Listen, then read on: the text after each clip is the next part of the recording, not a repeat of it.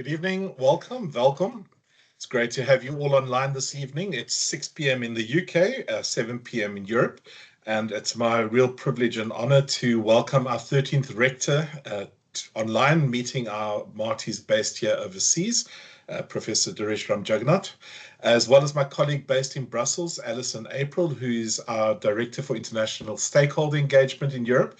Lovely to have you both on board this evening, hosting our alumni, chatting and introducing Prof. Deresh on a more informal note, Alison, and we look forward to this engagement this evening.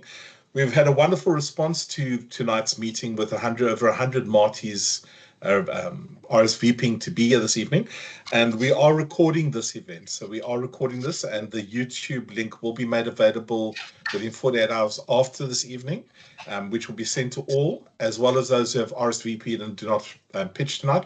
And you're welcome to share it to Marties across the Europe, actually even wherever they are.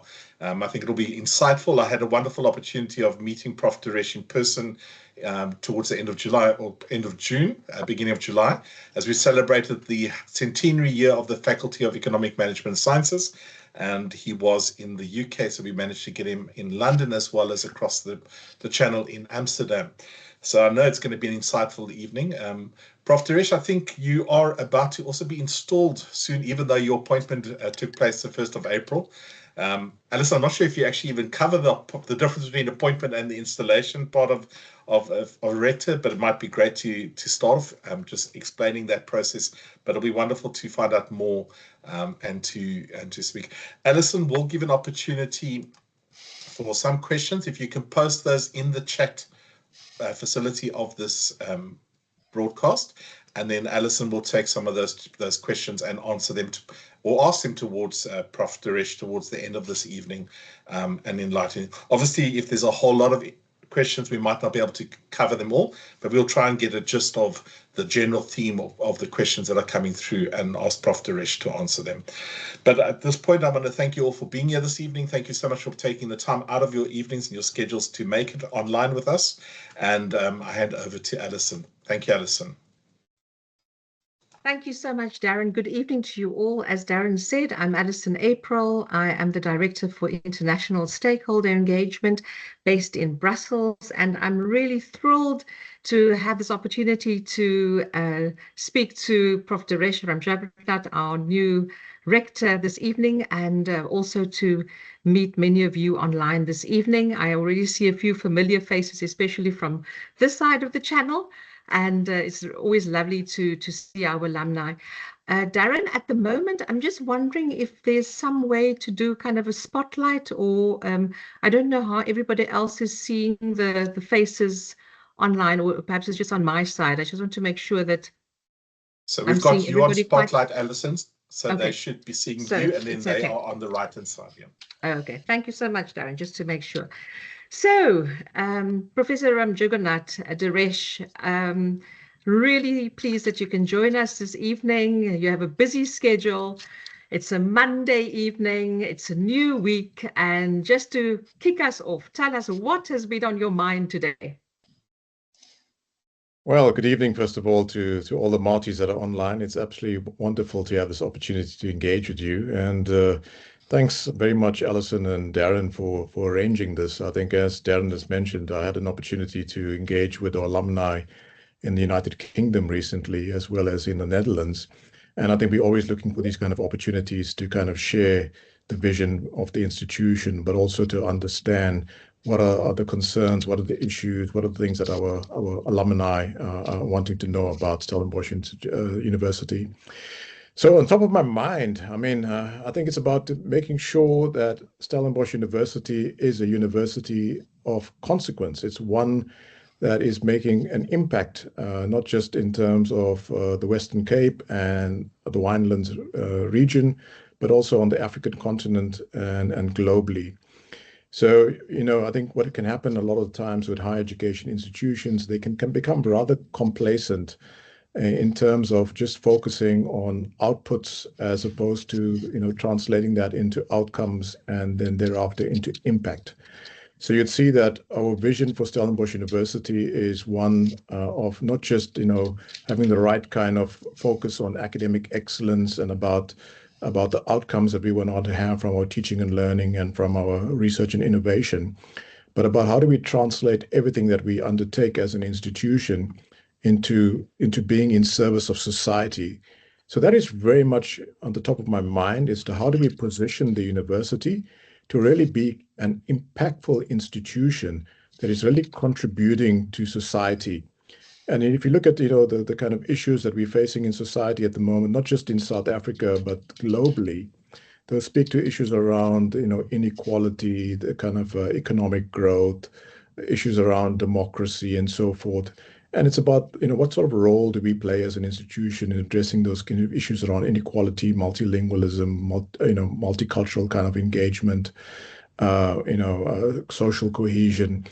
And then some of the technology-driven issues at the moment, such as digital transformation and artificial intelligence and so forth. So that's very much part of the thinking about how do we position the university to really be at the forefront in terms of driving influence, in terms of policy in this area, in terms of driving the impact that we would want to see from Stellenbosch University as a continentally leading research-intensive university. Deresh, Darren already explained that you were appointed as of the 1st of April this year, but your installation is in fact next week. And I was wondering, what have you been doing for the past couple of months? Where has your attention been? I know that you've been doing road shows. Have you found anything very surprising? Can you tell us a little bit about your first couple of months in office? No, I think as has been mentioned, officially I took over on the 1st of April of this year, but I was announced as the 13th rector almost a year ago. I think that was on the 4th of September last year. And what we did is that we did a significant handover period between the previous rector and myself. So once I was announced in September last year, early September last year, the previous rector, Professor de Villiers, and myself worked together for about 6 to 7 months in terms of transitioning the leadership. And then officially from the 1st of April, I took over. And then we would have the inauguration, the official kind of ceremonies attached to bringing in the new rector, and that's taking place on the 1st of October. So that takes place next week. But the last 5 or 6 months has been very busy. Lots of engagements, lots of meetings. One of the things I'm really trying to do is to bring together all of our stakeholders. The university has a large number of stakeholders, both internal and external. And in terms of the vision that we have for Stellenbosch University, we want to make sure that all of our stakeholders see a purpose in terms of the way they can contribute to the university realizing its vision. So it's been a lot of kind of engagements, meeting, chatting, understanding, getting to know our stakeholders. And I've met, whether in small groups or in larger groups, almost 3,500 stakeholders, including alumni, over the last 5 to 6 months. And it's been absolutely fascinating. I mean, one of the things I've done is obviously engage with alumni. One of the first trips I did as rector outside of South Africa was to do a trip across Africa, visiting our alumni on the African continent, seeing the kind of impact that they are having in their home countries, and the influence that they are having in terms of the African agenda. It's absolutely fascinating to see how Marty's alumni are making a difference in the world. You tend to think about the difference that they would be making back home in South Africa, but no, they're making an impact globally. And that to me has been one of the most fascinating things, but also about how engaged Marty alumni are with regards to the institution and keeping a relationship with the institution. Literally last week, or not last weekend, the weekend prior, we had the homecoming where our alumni came back to Stellenbosch. It was the 10th homecoming that we've had, 10th annual homecoming. We had almost 4,000 alumni come back to the institution and participate in a number of activities that we had, events at the institution, celebrating various milestones in the institution. For example, the oldest women's residence at the university celebrated 120 years, Harmony residence, 120-year celebration. Our Faculty of Economics and Management Sciences is celebrating its 100-year celebration as a faculty. So there were a number of these kind of activities. Marty's Rugby celebrated 150 years as one of the oldest rugby clubs in the world. So really an institution steeped in tradition, and yes, I hear that homecoming has been wonderful, and perhaps also to the alumni, consider next year to join homecoming if you perhaps have a big reunion coming up. I really think our team at the Development Alumni Office do a great job in doing all these reunions. Deresh, so we have obviously a group of alumni online today. They are interested to hear what you have to say. They are engaged. And what are some of those real challenges that you would like our alumni to know? We're sitting, I mentioned to you, we've got people that are sitting in the UK, in Germany, all over Europe. What are some of those real challenges facing Stellenbosch University today?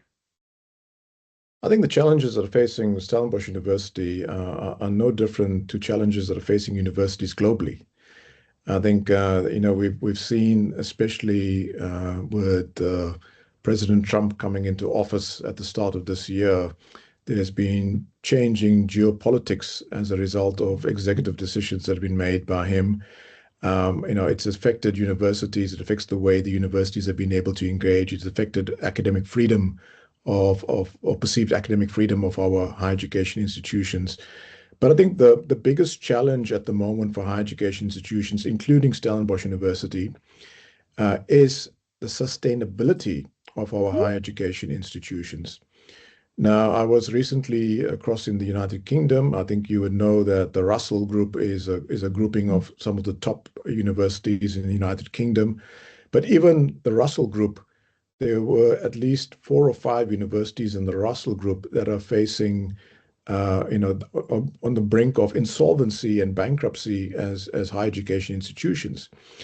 The shifting geopolitics, the shifting patterns with regards to student enrollments and being able to attract students, especially international students, means that you have these challenges of sustainability that come to the fore.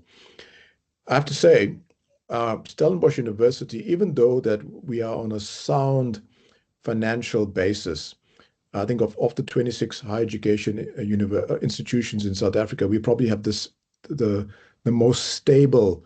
We're the most stable institution, not just in terms of if you say the operations of the institution, but also in terms of the financial sustainability of the institution. But saying that, we have challenges in the country with regards to the reliability of government in terms of the subsidies to higher education institutions. The National Student Funding scheme that we have, which is called NSFAS, the instability, the poor administration of that scheme, and that leads to instability in the way the universities can project and plan for the future.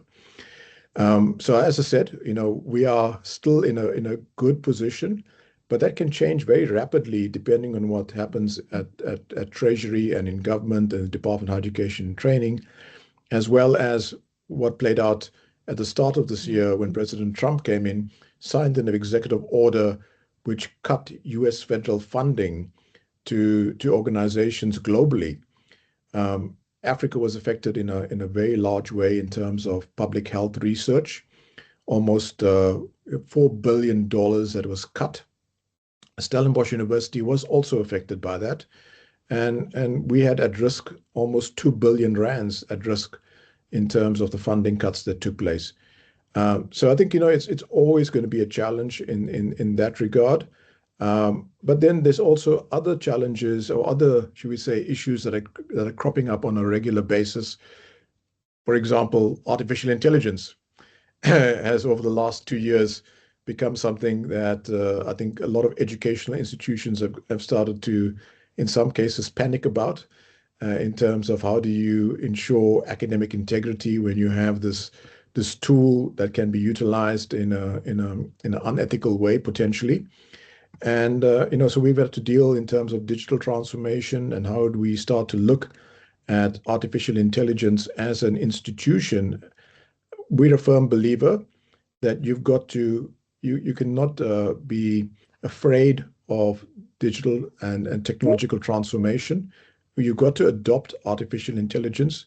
It's a, in the world of work, the jobs of the future, it's our firm belief that the graduates that are able to utilize artificial intelligence as a tool will be more employable than those that cannot.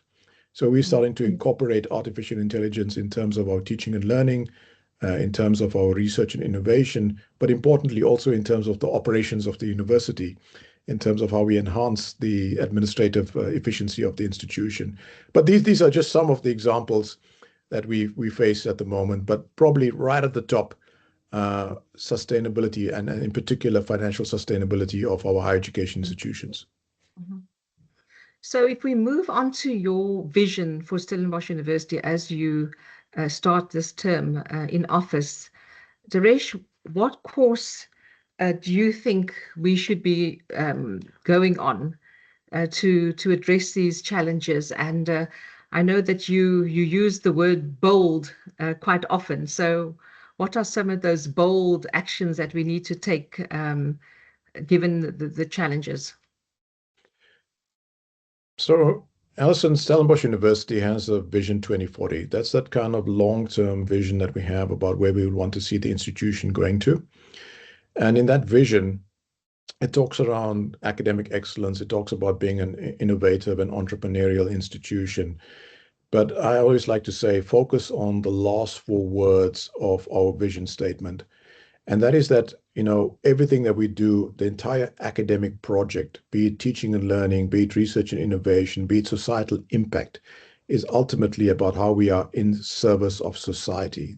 That's the critical part of what we want to achieve as an institution. Also, in that vision statement, we talk about Stellenbosch University becoming Africa's leading research intensive university. As you said, I've pushed our colleagues and told them that we need to start thinking bolder than that. We need to have greater aspirations for the institution. It's not just about Stellenbosch University becoming Africa's leading research intensive university. And by the way, at the moment, we are number 2 or number 3, depending which ranking you look at. But about Stellenbosch University actually breaking into the top 100 universities globally. Now, there hasn't been an African university that's been ranked in the top 100 universities globally. And it's about how do we, through our in service of society, through the impact that we make as an institution, push our way into becoming a top 100 university. As I said, I don't want an impression created that we are chasing rankings.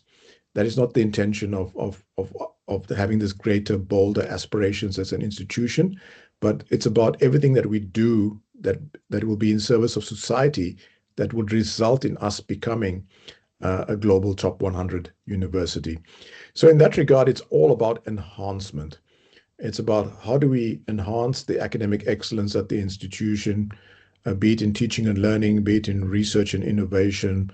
How do we create the right kind of enabling environment for our staff and students to flourish and to thrive at the institution?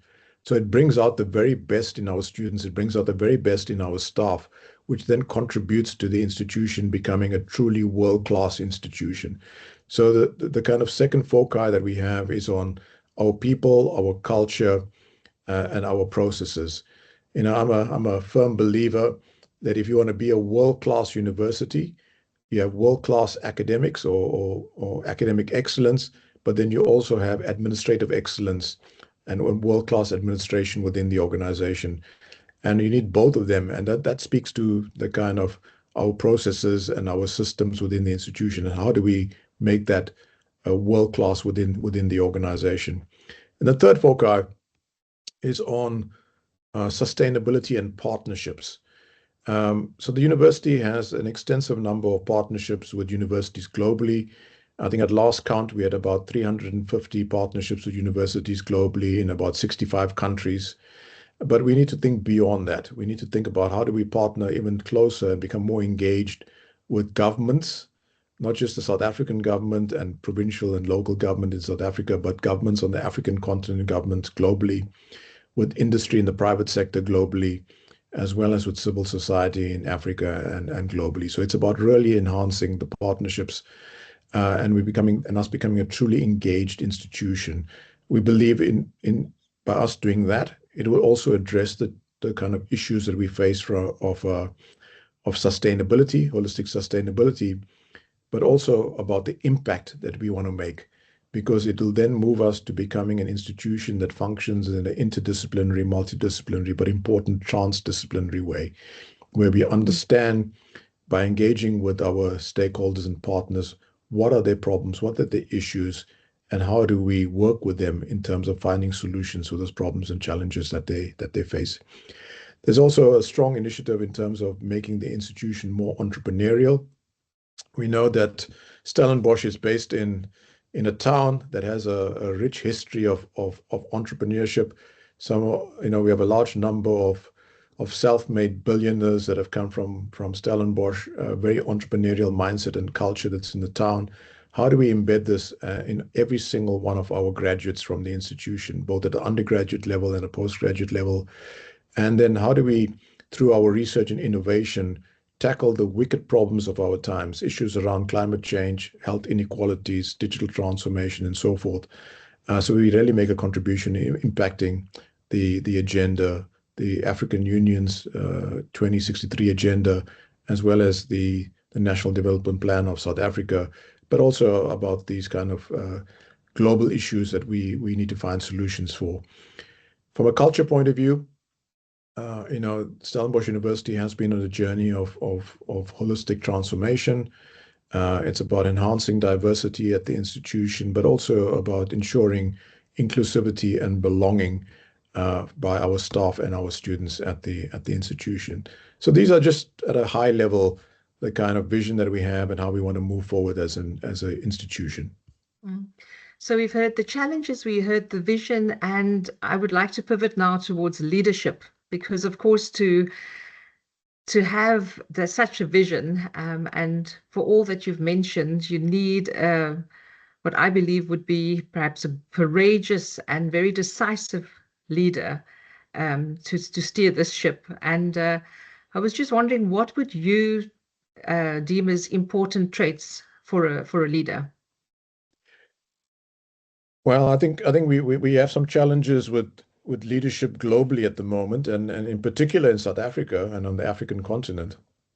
I think one of the challenges that we have is in terms of having leaders that I should say not undertaking things for selfish reasons. We want leaders that are really servant-oriented, that are leading because they have a purpose and they can see a purpose. We need leaders that have ethics and integrity. And I think that is what we're really trying to also embed within the institution, not just in terms of the type of leadership that we want to see within Stellenbosch University, but also through our very nature of being an educational institution, about the type of leaders that we produce as an institution, be it our graduates, be it in terms of the various initiatives and programs that we run as an institution in terms of public leadership and so forth. So it's a very much one of selfless leadership, servant leaders, and about having the right kind of values as a leader to really bring out the best in organizations. And I think, at a South African level, to talk about how do we put South Africa back on the trajectory. We had that massive, euphoria around 1994. Unfortunately, we've seemed to have gone off the path over the last decade and a half, especially. How do we start to really get the leadership that the country and the continent needs to really take Africa and South Africa forward? I can't help, when we think of leadership, I seem to always just conjure up ideas of Rassie Erasmus, because at the moment he seems to be one of the main leaders in South Africa, leaders/influencers. And as I was reading in an article the other day, we can't just have the Springboks as our only role model. We desperately need other role models in South Africa as well. Deresh, if we can turn now to the stakeholders, you mentioned and that you have already engaged with many stakeholders, alumni, business, government. looking perhaps just at the international collaboration, and for the alumni, I also work very closely with our international office, SU International. When Deresh earlier mentioned about an aspiration to actually have Stellenbosch University as part of the top 100 universities worldwide, just to also say we did a mapping a while back, and Stellenbosch University is actually already has agreements or some kind of association through networks with nearly 40 of those institutions that would be, for example, on the Times Higher Education rank in those rankings. So we are sitting at the right table, Deresh, but you've also mentioned we're living in a very complex world. There are many geopolitical shifts. It's a multipolar world. And I'm just wondering, how do you, when you think about all these things, perhaps also to add, of course, Stellenbosch University's long-standing partners are in Europe. We have more than 200 agreements with European institutions. So we have very strong links to Europe, but this is a multipolar world. And I'm just wondering, do you have some ideas if going forward, how are we going to position Stellenbosch University in a multipolar world? Yeah, I think Stellenbosch University has, over the last 107 years, developed very strong relationships, especially with Europe and with the Americas. I should say, in particular, North America. But I think, given the shifting geopolitics, I think the institution has to look at the way it diversifies its relationships and its partnerships. That is critical in terms of the sustainability of the institution. But I think our stakeholders are critical in this regard to aid us as an institution in realizing the vision that we have. One of the reasons why we've engaged extensively with various stakeholders, including our alumni, is because they can play a significant role in terms of helping us as an institution, in terms of working with the institution to achieve the vision that we have. So our global Marties are an essential part of Stellenbosch University's future. And alumni can support in many ways. They can open doors for international research partnerships and student exchanges. You've got extensive networks that you can utilize, and you can help the university in that regard. You can, assist in things like mentoring of our students and our young graduates as they enter the global workplace, being able to share your experiences and networks to amplify the voices of Marties on the world stage. Every connection, every network, every contribution that you make to Stellenbosch University, no matter how small, strengthens our university's presence and the impact that we can make as an institution. So this global network that we have, and I think, I see Karen Bruns is also in the meeting. She and the team have kind of been going out and developing these chapters that we have globally. We now have 50 chapters around the world. And it's impressive to see the kind of impact our alumni have. But it's to utilize those networks, utilize the kind of alumni to allow us to harness this energy and this kind of impact that we can have and keep the Stellenbosch University spirit alive across all of the continents. But it's very much, if you look at good institutions, people don't come to good institutions purely for the academic programs. They come to these institutions because it enables them to develop networks that they can utilize for the rest of their lives. And I think that's very much what we want to create at Stellenbosch, but also to work with those networks in terms of how we advance the institution. And Deresh, I can just say again also and reinforce what you've just been saying, and Darren will probably also can add his ideas there, but certainly from my side here in Brussels, I have really appreciated alumni coming alongside, opening doors here in Europe for our university. And anything from hosting our alumni events at their businesses to opening doors at their companies to ministries. So it's alumni can really play a very, very important role as door openers. We are going to leave enough time for questions. So I just want to say to our alumni as well, please do post your questions in the chat. Darren, I'm not sure if we can even have people unmuting themselves if they want to ask a question, or if you prefer the chat, because we're not such a very big group. You're welcome Deresh, to invite. You're welcome to invite them to ask directly. Thank you, Darren. I'm not sure if it's a good idea or a bad idea, Deresh, but I am from time to time looking at the news on News 24 and the Daily Maverick. And I must admit, you can get rather overwhelmed sometimes when you read what's happening in South Africa. And can you tell us, when you read some of these headlines, which can just suck the joy right out of one, right? Just crush the spirit. How do you maintain perspective? How do you do that? Yeah, no, I think it's important that you understand what your purpose is and you understand what you want to achieve. And I think this is very much to realize that you're on a journey. The journey is going to have its ups and downs, but you've got to be focused in terms of what you want to achieve. And I think it's keeping that kind of perspective, remembering why we are here as an institution, as Stellenbosch University, what it is that we want to achieve through our Vision 2040, and about importantly, the impact that we want to have as an organization, and about this kind of in service to society, to change lives through the knowledge that we produce and disseminate as an institution. And so that keeps me in perspective and keeps me focused in terms of the work that we got to do. There will always be noise. I mean, as you said, we live in at the moment in a VUCA world with great volatility, uncertainty, complexity, and ambiguity. But I think if you have that kind of northern star that you kind of have as your bearing in terms of what you want to achieve, regardless of all the noise that you have around you, hopefully you can see the direction in which you need to move.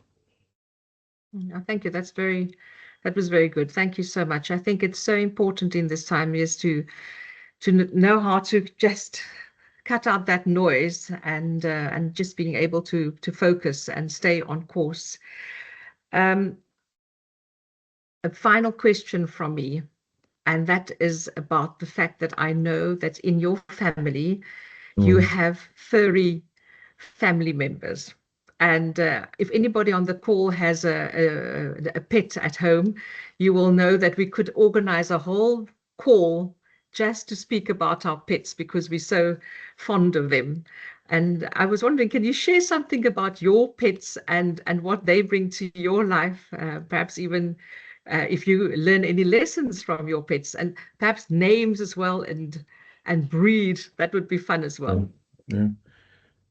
So Alison, we got two dogs. Just as a matter of interest, this will be very interesting to everyone online. The names are Buddy and Pal, and I was telling my wife that if we have a third one, it's got to be Marty. Right, so you can see the linkages over there, Buddy, Pal, and the third one will be Marty. But anyway, the Buddy is a pug. 12-year-old pug. Pal is a terrier, long-haired terrier.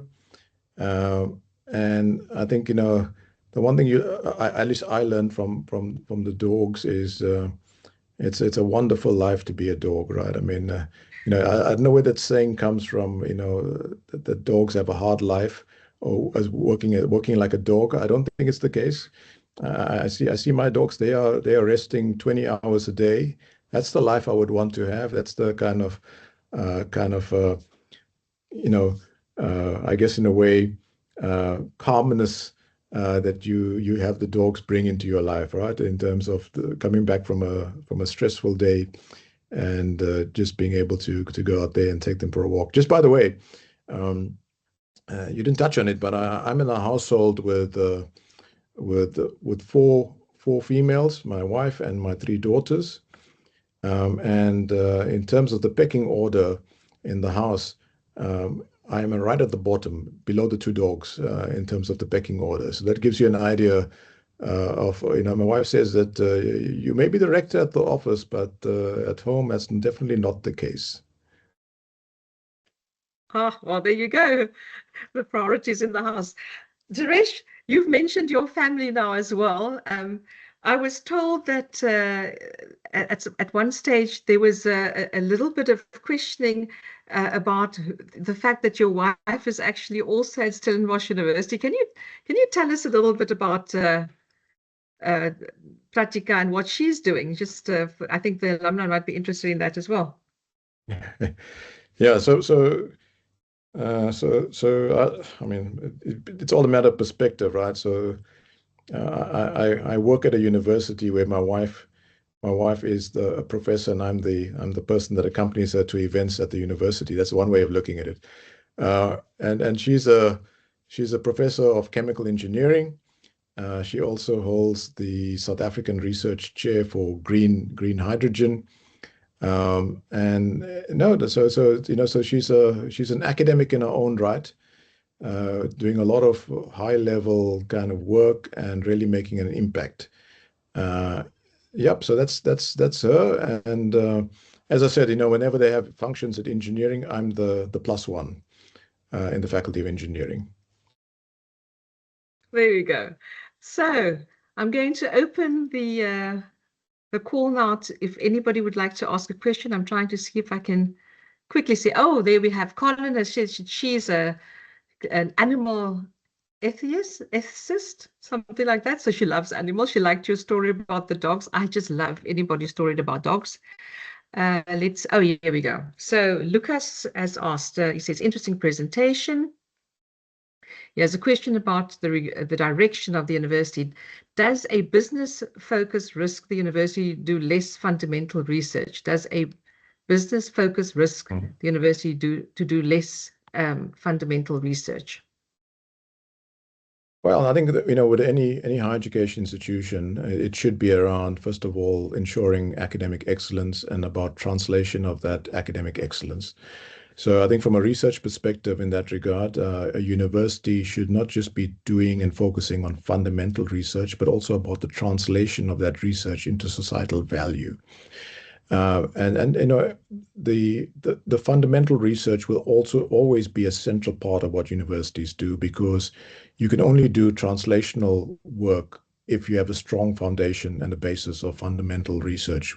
And that is what we are doing at Stellenbosch University. It's building a strong foundation of fundamental and basic research, but then about looking at how we translate that into being in service of society. How does that translate into starting up businesses, in terms of job creation, in terms of economic growth, and so forth?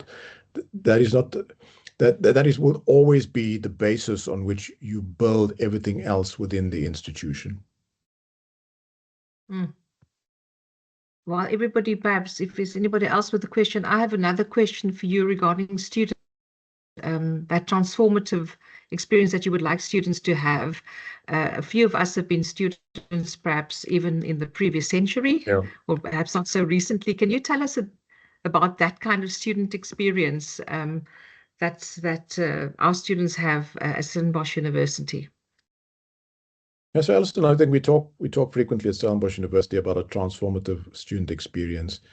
And we firm believers that when a student comes to Stellenbosch, it is not purely about the academics. It's not only about what takes place in the classroom, but it's about how do we develop a well-rounded graduate, a well-rounded student. How do we develop the right kind of competencies, skills, and importantly, attributes in that student, so that when they graduate from the institution, they kind of go out there into the real world with this kind of being a critical citizen, an engaged citizen. So there's a strong focus on not just the formal academic program at the institution, but also in terms of the co-curricular initiatives as well as the extracurricular initiatives. It's about what takes place in the social spaces of the university, what takes place on the sports fields of the institution. All those are contributors to the transformative student experience. So, we pay a lot of attention in terms of developing the whole with regards to the student experience at the institution. Mm. I'm looking at some of the names that I see in this call, and I'm just wondering if any of the alumni of what they heard this evening, if there was something that they found surprising or if they have further questions about it.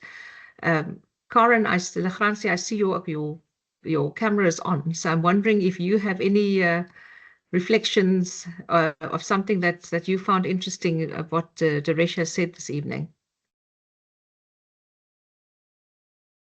Yeah, no, very interesting.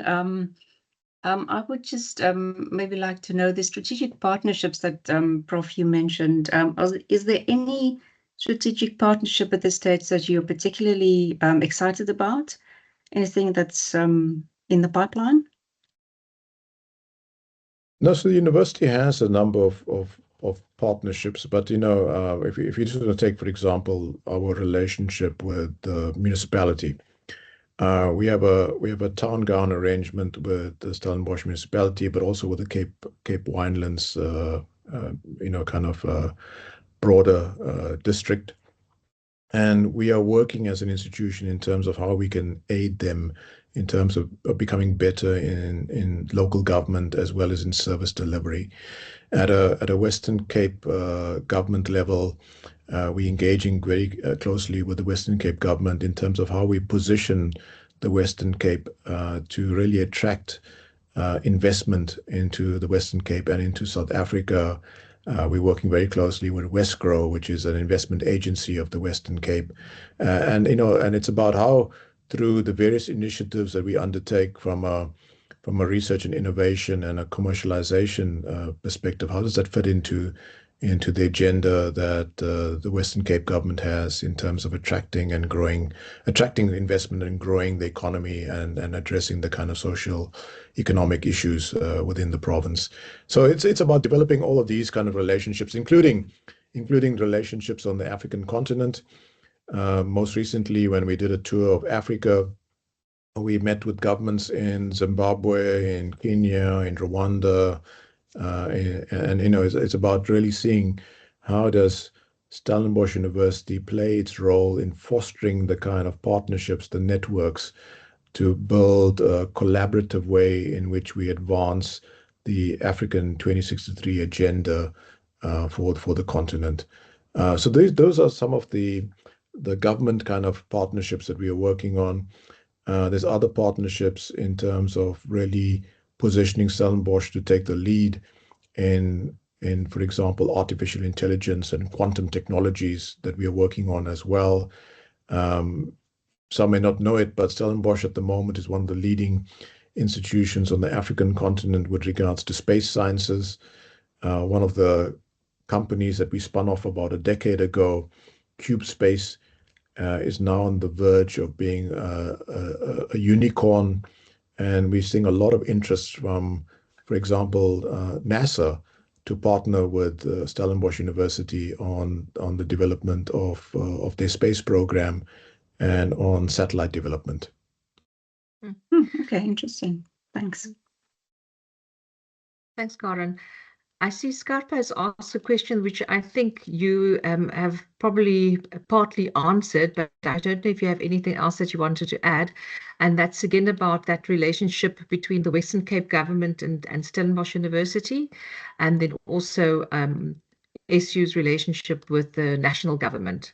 I suppose, Scarpa, that could be the relevant departments like Department of Higher Education and Department of Science and Innovation, Technology and Innovation, et cetera, et cetera.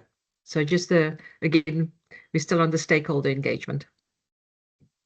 Yeah, so I think one of the things we have in our universities, and especially at Stellenbosch universities, we have great knowledge and expertise that can be utilized to assist either local government, provincial government, or national government in terms of the challenges that they have, including public leadership, procurement, ethics, integrity, all those kind of issues that are kind of holding us back at the moment as a country in terms of how we take forward, the country. And we are working with the various government agencies in that regard as to how we can play a role in also influencing policy in the country, but also policy monitoring and evaluation.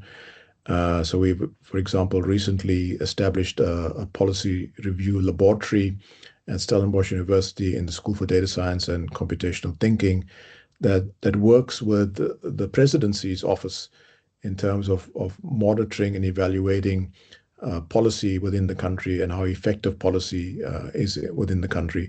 So I think there's lots of opportunities given the intellectual kind of capacity that we have at the institution and about the influence that we can have as an institution in the kind of knowledge-based economy.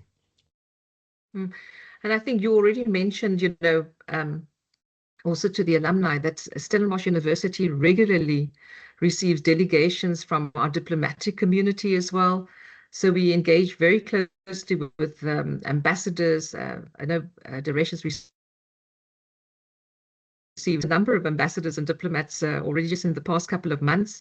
So those relationships are also very important to us. And Deresh, you mentioned that you also worked or visited the South African embassies when you visited the countries on your Africa trip, which brings me to that Africa trip, because you've coined a phrase, in Africa, for Africa, and with Africa. And it was also significant, certainly to me, that your first trip outside of South Africa was to visit 4 African countries and partners there. So can you tell us a little bit more about your thinking behind in Africa, for Africa, and with Africa? Yeah, I think, we are a university that's in Africa, and we've established extensive networks on the African continent. We also have alumni that are based throughout the continent and are already making a great impact on the continent. But I think we're finding more and more that institutions, universities, governments that are outside of Africa see Stellenbosch University as a reliable partner in terms of finding a footing onto the African continent. And we want to be that partner in terms of being able to engage and to work with them for the benefit of the African continent. I think it's without a doubt that over the next few decades, just like how you had the Asian tiger being the Asian economies and the growth that occurred there, this is definitely the time for Africa, but it requires the right kind of if you're going to say partnerships, the right kind of way of networking and relationship building, that we are able to bring out the best in terms of Africa. And we see Stellenbosch as being an integral part in terms of a partner in terms of making that happen. So I think that's very much the reason why, when I talked about that kind of in Africa, with Africa, and for Africa, it's about the way not just we see ourselves and the role we will play into the future on the African continent, but also about how organizations outside of Africa see Stellenbosch University.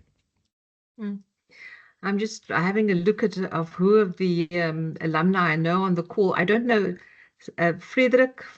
I don't know if he's here in Belgium.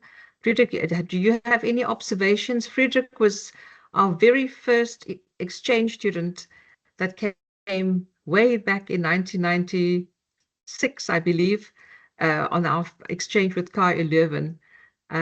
Frederick, I don't know if you have the possibility of asking a question or making an observation after this meeting, after this discussion.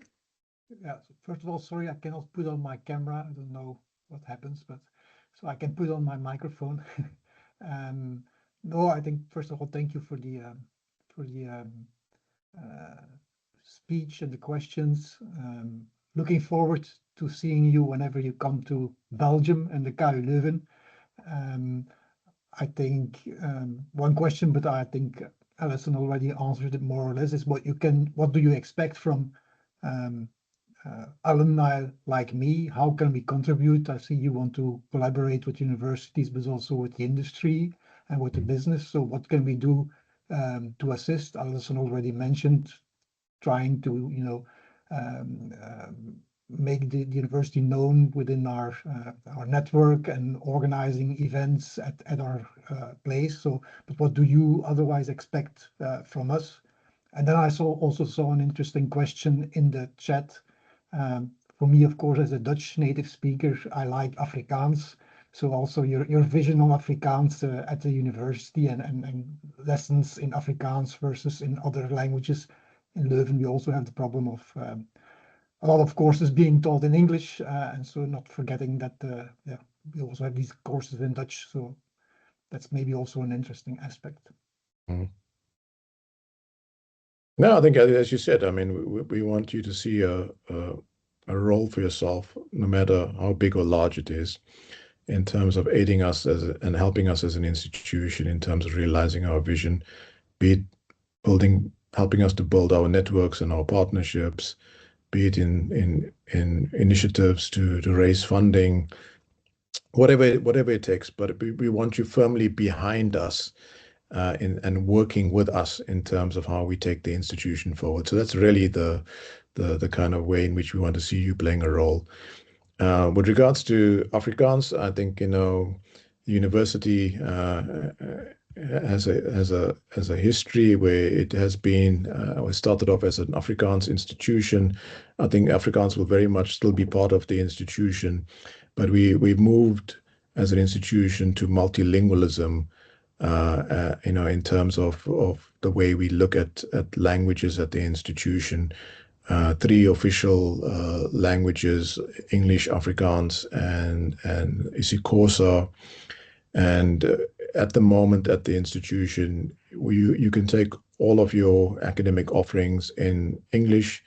There's a overwhelming majority of academic offerings that you can take in Afrikaans. And I think as an institution that will continue. So there will not be any, I should say, diminishing of Afrikaans as an academic language and in terms of academic offerings in Afrikaans, but we'll be looking as well as how we develop isiXhosa within the institution. And then we've got a number of initiatives and programs of sensitizing our staff and our students to the issue of multilingualism. And I'm always impressed that when you walk around the campus in Stellenbosch, you hear multiple languages. And so it doesn't matter that, in the lecture hall, teaching is done in Afrikaans and in English. Across the campus, there are tens of languages being spoken. And that's very much what we're trying to encourage as an institution. It's very much part of our kind of ethos of building social cohesion and community and a sense of belonging at the institution. Thank you, Deresh. So I think you've answered Stefan Horsmeyer's question as well about the value of Afrikaans as a language. Again, Stefan was also, if I have the right Stefan, he was a student, an international student way back in the 90s, and he actually learned to speak Afrikaans, if I remember correctly, Stefan, at the time. So lovely to have you on the call this evening as well. Deresh, our hour is coming to an end very, very quickly, and I know Darren would like to do the wrap up as well. Darren, I hope that you will mention to our alumni that we have all kinds of fundraising initiatives. Perhaps you can also just share with them some of that, because it's important that our alumni know that we have wonderful initiatives where we assist our students in many, many ways, student initiatives, student-driven initiatives from time to time as well. And it would be great if you can also perhaps tell the alumni about those initiatives, Darren. Sure. Alison, just before I do that, maybe the last question from the audience, Nicholas Lange has asked if he can ask or pose a question. Did I miss that one? Oh, yes, there I see. Hi there. Can you guys hear me? Yes, go for it. Okay, great, thanks. Nicholas is my son, by the way, so I'm actually using his equipment. I only actually discovered that a few moments ago. But anyway, my name is Michael Lange. I'm actually from Stellenbosch, but I've lived in Germany now for 26 years, and I'm in the corporate world here, and I will be returning to South Africa next year. So I have 3 kids who grew up here. So I'm going to just quickly, I know that time is very limited, but I've got a question. But before that, I actually just want to make the following comment to Prof. And it's wonderful meeting you. And thank you also to Darren and Alison for your initiatives always to keep the alumni ring here in Europe alive. So my daughter, and that I think is just also interesting, is that obviously here in Germany, education is free in terms of universities. So that is a huge advantage that one has in Germany. And when she got her Abitur, her matric here in Germany, she chose to go to Stellenbosch University. And even though I'm a graduate of Stellenbosch, I also want to say that sentiment did not play a role. And she wanted to go to Stellenbosch. She said it's a good university. She wants to get the African perspective. She also learned Afrikaans through her mom. Afrikaans is my third language. Maar kan het nog 'n bietjie praat, dink ek. And last year she graduated after having all her university degrees done at Stellenbosch with a master's, her honors and a master's degree. She cummed, which is great. And also she profited from a relationship that Stellenbosch University has with a university in Europe in terms of the partnership. So I just wanted to say that that confidence about coming from Stellenbosch, that is great. I've been in corporate environments where I introduced myself when I knew that I would say that I'm from Stellenbosch University. Some people were puzzled and didn't know where it was. On the other hand, there were also quite a lot of people who knew where it was. So Stellenbosch definitely has a name. My question, Prof, and it really is about the future and the partnerships. And we just now had an exchange student on the line from Belgium. And there's a lot of competition in Europe, obviously, with Bonn, where I'm actually calling from, and then also Maastricht just around the corner. How do we compete at Stellenbosch University to get the best students to come from not only South Africa, but also other parts of the world, so that they can contribute and also that they can obviously benefit from those advantages that you pointed out that Stellenbosch wants to establish itself in? Thanks for the time. Yeah. No, it's wonderful to hear the story about how your daughter studying at Stellenbosch University. I think it's really about the institution's reputation.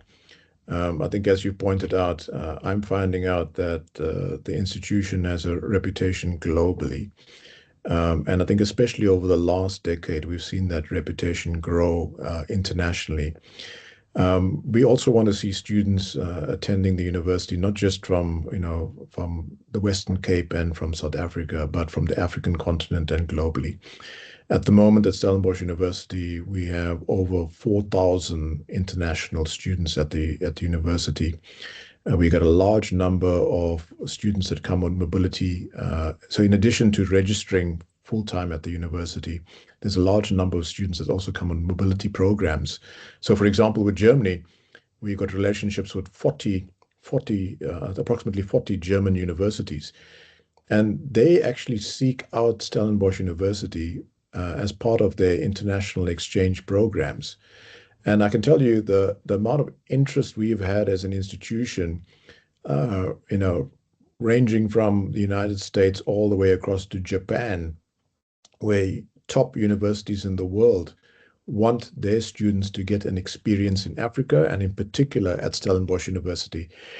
So yes, we are working in terms of growing the international cohort at the institution, but we're also seeing that naturally to the relationships that we're building, a lot of those universities are keen on international exchanges with Stellenbosch University.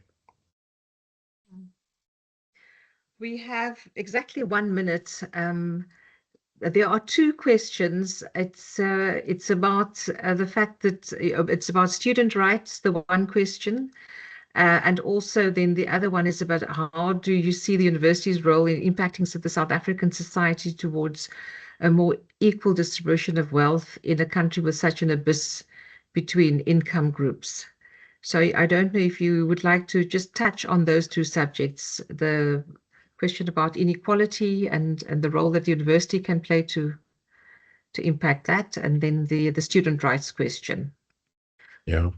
No, so when we talk about Stellenbosch University wanting to be in service to society, I think it starts at home in terms of how do we address the kind of challenges that we face as a country, in terms of inequality, in terms of poverty, in terms of the kind of very low economic growth that we have as a country. So these are the kind of issues that we put up very high up on our agenda, be it in regards to teaching and learning, be it in regards to research and innovation, but importantly, about the contributions that our students and our academics are making to address these kind of issues within the country. Also, the relationships that we're developing with provincial, local, and national government are to see how we as an institution can contribute to these kind of mitigations that we can have to address these kind of challenges in the country. So that is very much part of our vision in terms of what we want to do in terms of impact as an institution. With regards to student leadership, as a university, we are a firm believer that we've got to develop our student leaders. It cannot be something that we leave to chance, because if we want to kind of develop the next generation of leaders with values, strong values, morals, ethics, and integrity, it's got to start in terms of the way we train them and develop them while they're at Stellenbosch University. So we're one of the very few universities in the country that pays a lot of attention in terms of various leadership initiatives for our students, and in terms of what we want to see in terms of student leadership. There's a strong focus in terms of the co-curricular space and what is offered through student affairs at Stellenbosch University in terms of how we develop that. I think issues around freedom of expression, academic freedom, and so forth are also an integral part in terms of what we develop within the institution. And so those kind of issues around student rights and so forth are also something high up on our agenda in terms of what we develop. So, for example, we have the Frederick Franzell Slabbert Institute that is based at Stellenbosch University. And that institute has a number of initiatives that we work with our students in that regard in terms of developing student leadership and student rights. Deresh, thank you so very much. A final word to put us into a new week after your discussion with the alumni. No, I'm just hoping that everyone that's joined us tonight is excited about the journey that Stellenbosch University is on. And I think hopefully you see a role that you can play in this journey that we are on as an institution. We're a firm believer that we need all of you with us in order for us to realize the vision of this institution. So all of us in this together in terms of how we realize the impact that Stellenbosch University can make, not just locally and nationally, but also globally. Deresh, thank you very much. It's been a pleasure to have you with us this evening, and I hand over to Darren. Thank you, Alison. Thank you, Prof. Deresh. Lovely to have you join us from South Africa and taking up some of your evenings this evening. And to all our Marties and alumni that are online, I mean, we have plenty of questions that I'm sure that we could still continue having a great conversation. But I like a lekker braai and a fire and a brandewijn to enjoy an evening around long chats. Sadly, that's not available right now, but we will have further more engagements like this, Prof. Deresh. I'm sure you will avail yourself to us when we need you to be there, and look forward to having you and hosting you back in one of our many countries here in Europe or the UK, and look forward to seeing you again. Alison, thank you so much for hosting and being our moderator this evening, our Q&A, our interviewee or interviewer. To everyone online, thank you so much. We will send this link out by Thursday. It is public holiday on Wednesday. It's Heritage Day in South Africa, and we'll be celebrating the diversity that is South Africa and South Africans, and that makes us, as together, we are really great together and loving what our university is up to. I am a proud alumna, just like Mr. Lange said himself. You know, it's great to be a Martie. Thank you, everyone. Have a great evening further, and look forward to seeing you all in the future. Good night. Good night. Bye-bye. Thank you. Bye. Bye-bye.